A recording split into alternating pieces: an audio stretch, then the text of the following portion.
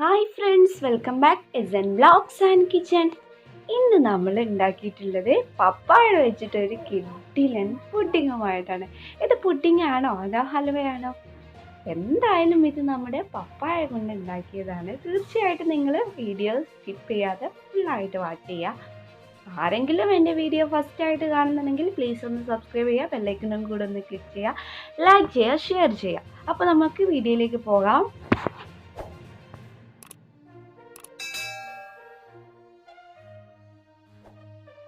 അതിനായിട്ട് നമ്മളിതവിടെ ഒരു പപ്പായയാണ് എടുത്തിട്ടുള്ളത്. ഇനി ഇത് നല്ലതുപോലെ തൊലിയൊക്കെ കളഞ്ഞ് പീസാക്കി മാറ്റുക. കണ്ടില്ലേ, തൊലിയൊക്കെ കളഞ്ഞിട്ട് നന്നാക്കി നമ്മൾ ചെറിയ ചെറിയ പീസാക്കി മാറ്റിയിട്ടുണ്ട്.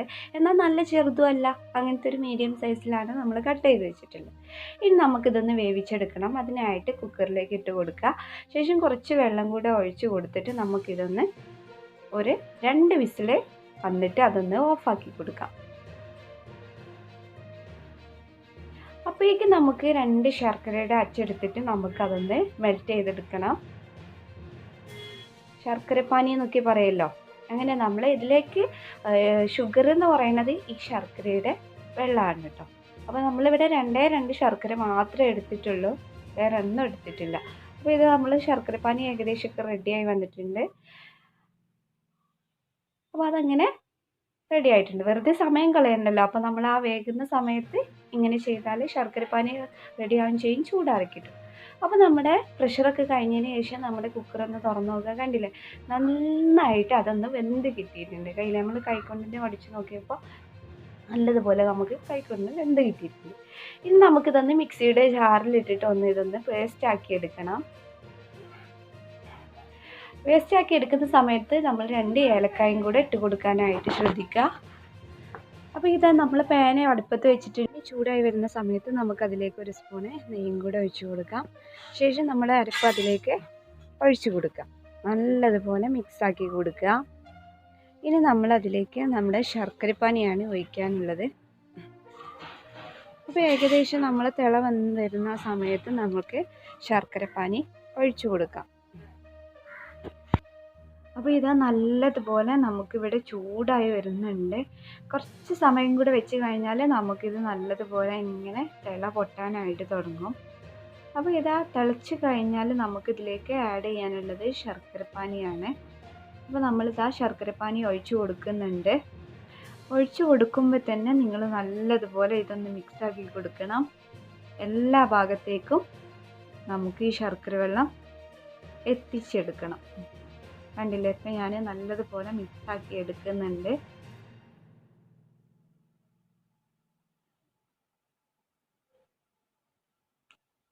അപ്പോൾ ഇതാ എല്ലാ ഭാഗത്തേക്കും നല്ലതുപോലെ മിക്സായി കിട്ടിയിട്ടുണ്ട്. ഒരു ഗോൾഡൻ കളറ് നിറം വന്നിട്ടുണ്ട്.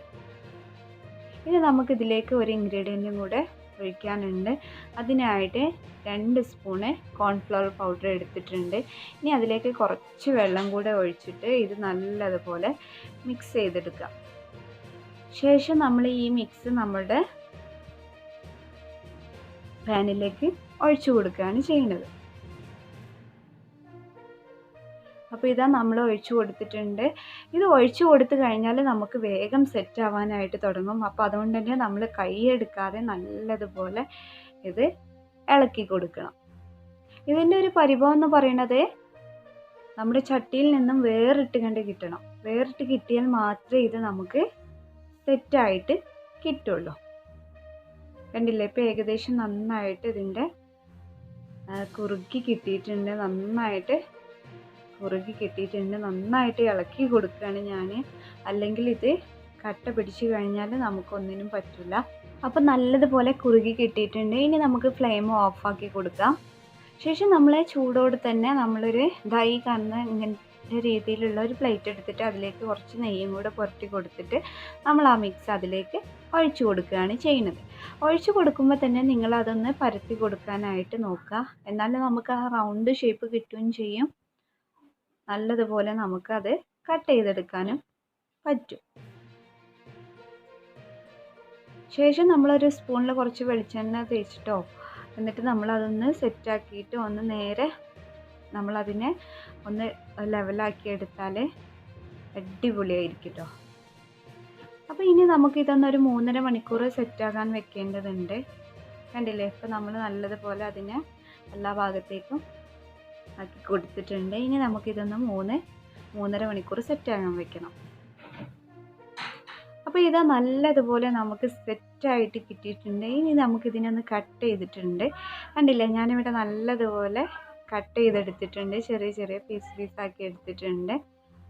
അപ്പോൾ നിങ്ങളും എന്തായാലും ഇതൊന്ന് ട്രൈ ചെയ്ത് നോക്കണം. നല്ല രസമാണ്. ഇതിൽ നല്ല നട്ട്സും കാര്യങ്ങളൊക്കെ ഇട്ട് കഴിഞ്ഞാൽ നല്ല കഴിക്കാനും തന്നെ നല്ല രസമാണ്. കണ്ടില്ലേ, നല്ല സോഫ്റ്റ് ആയിട്ടാണ്. കാരണം നമ്മൾ പുഡിങ് പോലെ ഇരിക്കുന്നുണ്ട് അല്ലേ. നിങ്ങൾ നട്ട്സൊക്കെ ഉപയോഗിച്ച് ചെയ്യുകയാണെന്നുണ്ടെങ്കിൽ നമുക്കിത് ഹൽവയും ആക്കാം. വീഡിയോയുമായിട്ട് കാണുന്നവരേക്കും താങ്ക് യു.